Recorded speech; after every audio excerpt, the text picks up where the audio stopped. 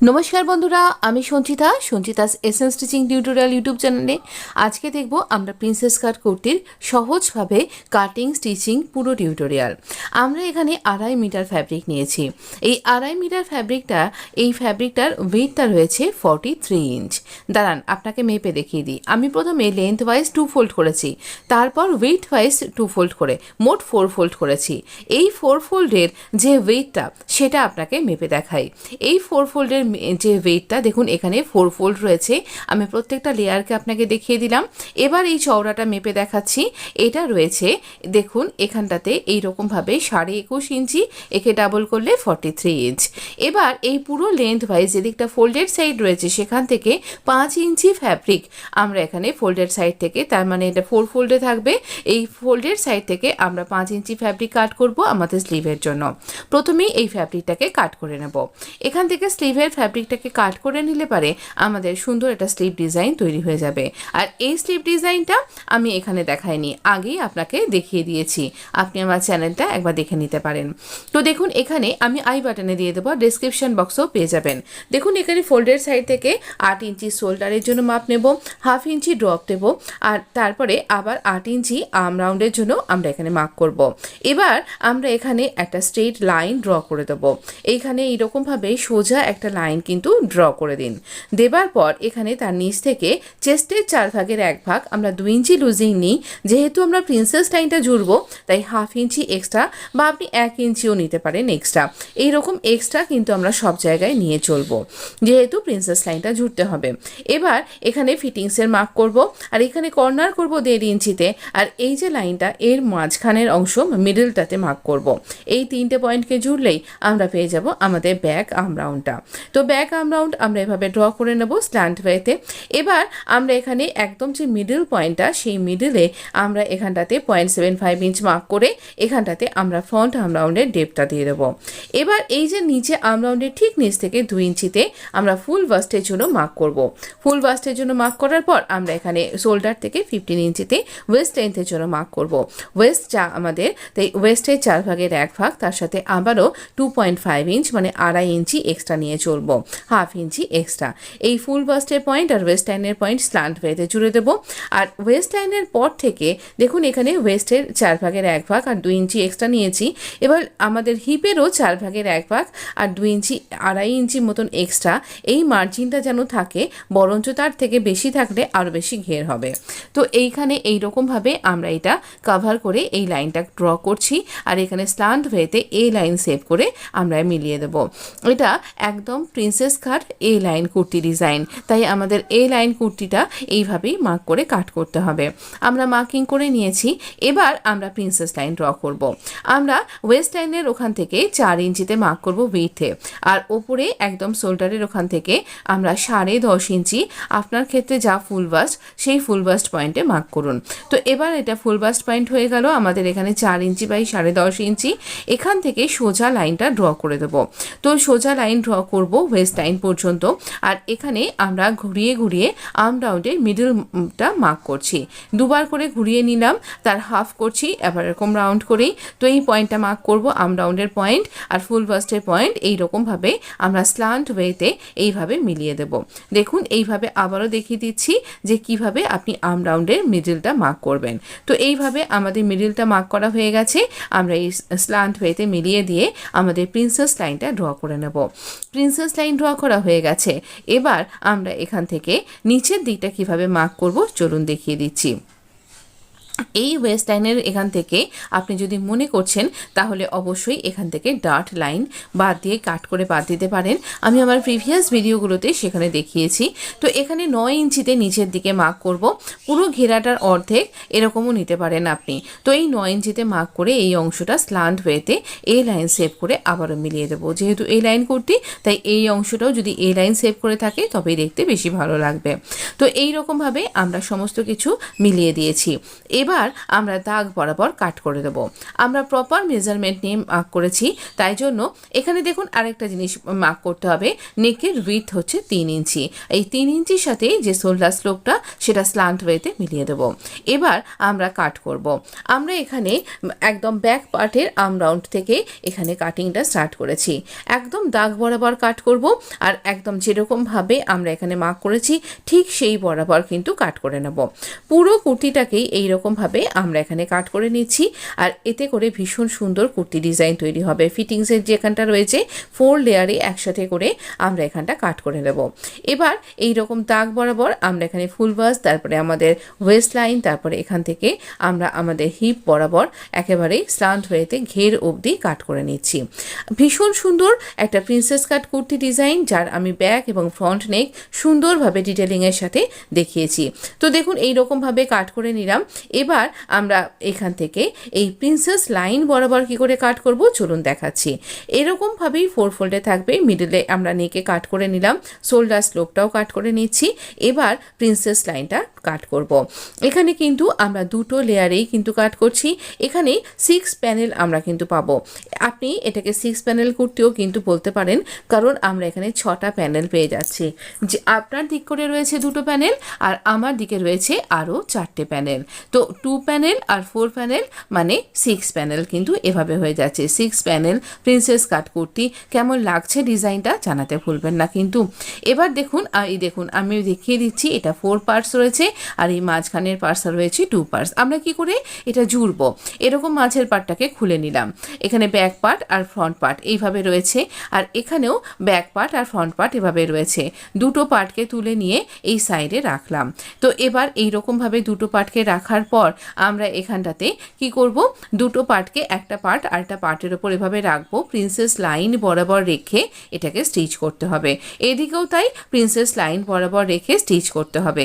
শুধু ফ্রন্ট পার্টে একটু আলাদা আছে, আমি সেটা আপনাকে পরে বলছি। আর ফ্রন্টের ডেপটা আমরা পরে কাট করে নিয়েছি। তো হয়তো আমি এখানে দেখাতে ভুলে গেছি, তো যাই হোক আমি এটা কাট করে নিয়েছি। তো এইরকমভাবে আমরা এখানে এটাকে কাট করব। তো চলুন দেখে নিই কী করে আমরা এখানে ঝুড়বো। ব্যাক পার্টের ক্ষেত্রেও কিন্তু একই রকম। ফ্রন্ট পার্টে সামান্য কিছু চেঞ্জেস আছে, আমি সেটা আপনাকে বলে দিচ্ছি। এবারে দেখুন কি করে ঝুড়তে হবে। আমরা মেশিনে চলে এসেছি। দেখুন এই যে আমরা ব্যাক ফ্রন্টের যে মিডল পার্টটা রাখছি, আর এখান থেকে আমাদের প্রিন্সেস লাইনটা কাট হয়েছে। তো এই কোনা অংশটা আর এই দিকের কোনা অংশ দুটোকে একদম পয়েন্টের সাথে পয়েন্ট মিলিয়ে রাখবো। 1/2 ইঞ্চি ভেতর দিকে রাখছি, সরে আসছি, দিয়েই 1/2 ইঞ্চি বরাবর স্টিচ করব। দুটো দিকে কিন্তু ওরেভ হয়ে আছে, তাই টানবেন না। একদম দুটো পার্টকে একদম কিনারা বরাবর মিলিয়ে ধরুন, আর সমানভাবে স্টিচ করুন। যেভাবে এটা মিলতে থাকবে ঠিক সেইভাবেই কিনারা বরাবর সমানভাবে টান টান করে রেখে এইভাবে স্টিচ করুন। কোথাও যদি টানেন তাহলে কিন্তু আপনার কুর্তিটার শেপটা নষ্ট হয়ে যাবে। একদম টানবেন না, তাহলে পরে শেপটা নষ্ট হয়ে যাবে। সুন্দর একটা কুর্তি ডিজাইন আপনি তৈরি করতে পারবেন। এইভাবে স্টিচ করে নেবার পরে আপনি যদি আমার রেগুলার ভিউয়ার্স হয়ে থাকেন, তাহলে আপনি নিশ্চয়ই জানেন প্লাজো প্যান্ট এবং এর আগের প্রিন্সেস কাট কুর্তিগুলোতে আমি এর ওপর দিয়ে একটা টপ স্টিচ সাধারণত দিয়ে থাকি। তো এক্ষেত্রেও তাই, আর সব সময়তেই এইখান থেকেই কিন্তু এটা স্টিচ করতে হবে। তো এই প্রিন্সেস লাইন বরাবর এটা আমরা এখানে ওপর দিয়ে টপ স্টিচ করব। ফ্রন্ট পার্টে আমি লেস লাগিয়েছি, কিভাবে দেখিয়ে দিচ্ছি। এটাই ছিল চেঞ্জেসটা।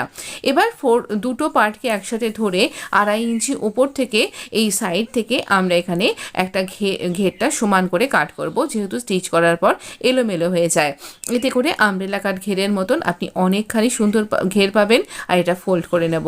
এই লাইন বরাবর আমরা এখানে প্রিন্সেস লাইন বরাবর একটা করে লেস লাগিয়েছি, একদম থিন একটা লেস। যেহেতু এটা আমরা নেকেও কাজ করেছি, তাই জন্য এটা লাগালে আরও বেশি সুন্দর দেখতে লাগবে। এই হচ্ছে ফ্রন্ট নেকটা, আর এই হচ্ছে স্লিভ ডিজাইন। স্লিভ ডিজাইন আমি আগে দেখিয়ে দিয়েছি, আর ফ্রন্ট নেকটা এই ভিডিও পাবলিশিংয়ের পরেই আপনি দেখতে পেয়ে যাবেন। আপনি আমার চ্যানেলের সাথে প্লিজ জুড়ে থাকুন। এই স্লিভ ডিজাইনটা অনবদ্য হয়েছে, অবশ্যই দেখতে ভুলবেন না। আর নেকটার কথা কি আর বলবো, আপনি দেখেই বিচার করবেন।